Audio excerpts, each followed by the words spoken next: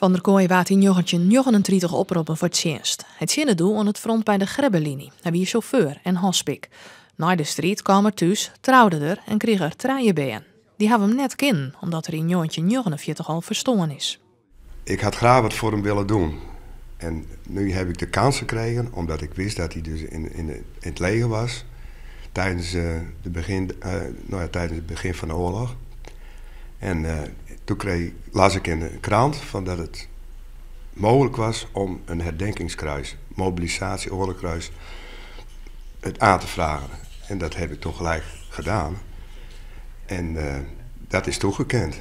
Door de onderskiering en het uitziekwerk van Klaas van der Kooi ontstiet er na haast 20 hier een beetje een beeld van wat haar hart nou eist wie. Ja, ik ben er wel trots op hoor. Ik heb mijn vader helemaal niet gekend, want ik was er nog niet. Dus zo krijg ik toch weer wat meer te weten van hoe hij geleefd heeft en wat hij gedaan heeft. Maar ik ben wel heel trots op mijn broer dat hij dat voor elkaar heeft gekregen. Ook voor hem.